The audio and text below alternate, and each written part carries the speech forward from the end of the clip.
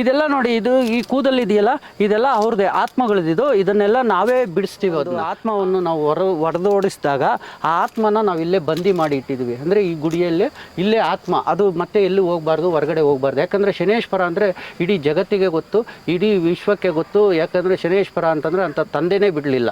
ತಾಮ್ರದ ತಗಡಿನಲ್ಲಿ ಅವ್ರ ಹೆಸರನ್ನು ಬರಿತೀವಿ. ಯಾರು ಬಂದಿದ್ದಾರೆ ಆ ಆತ್ಮ, ಗಂಡು ಮಾತಾಡಿದ್ರೆ, ಹೆಣ್ಣು ಮಾತಾಡಿದ್ರೆ, ಅಥವಾ ಮಗ ಮಾತಾಡಿದ್ರೆ, ತಂದೆ ತಾಯಿ ಯಾರಿರ್ತಾರೋ ಅವ್ರ ಹೆಸರನ್ನ ಅದರಲ್ಲಿ ಬರೆದ್ಬಿಟ್ಟು ಅವರ ರಕ್ತವನ್ನು ತೆಗೆದುಕೊಂಡು ನಾವೇನು ಮಾಡ್ತೀವಿ, ಆ ಕೂದಲನ್ನು ಕಟ್ ಮಾಡಿ ಇದರಲ್ಲಿ ಇಲ್ಲಿ ಬಂದಿ ಮಾಡ್ತೀವಿ. ಹಾಗೇನಾಗುತ್ತೆ, ಅದು ಬಿಟ್ಟು ಹೋಗ್ಬಿಡುತ್ತೆ. ವಿಶೇಷತೆ ಏನಂದರೆ ಶನೇಶ್ವರನಿಗೆ ಕಪ್ಪು ತುಂಬ ಪ್ರಿಯವಾದದ್ದು. ಅದರಲ್ಲೂ ನೀವು ನೋಡ್ಬೋದು ಕಾಕವಾಹನ.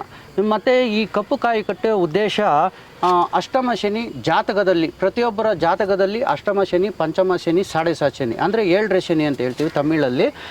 ಈ 3 ದೋಷ ಇದ್ದಾಗ, ಶನಿ ದೋಷ ಇದ್ದಾಗ ಏನಾಗುತ್ತೆ ಅಂದರೆ ಮೊದಲಿಗೆ ಅವರಿಗೆ ಫೈನಾನ್ಸ್ ಪ್ರಾಬ್ಲಮ್ ಬರುತ್ತೆ, ಕಷ್ಟ ಬರುತ್ತೆ. ಅನಂತರ ಏನಾಗುತ್ತೆ, ಆರೋಗ್ಯ ಇರುವಂಥದ್ದು ಅನಾರೋಗ್ಯಕ್ಕೆ ಹೋಗುತ್ತೆ. ಮತ್ತು ಊಟ ಇಲ್ಲದಂಥ ಪರಿಸ್ಥಿತಿನೂ ಬರುತ್ತೆ. ಆಗ ಎಚ್ಚೆತ್ಕೊಳ್ಬೇಕು. ಆ ಶನಿಯನ್ನು ಕರ್ಮ ಫಲದಾತ, ಆತನಿಗೆ ನಾವು ಪೂರ್ತಿ ಡೈವರ್ಟ್ ಮಾಡೋಕ್ಕಾಗಲ್ಲ.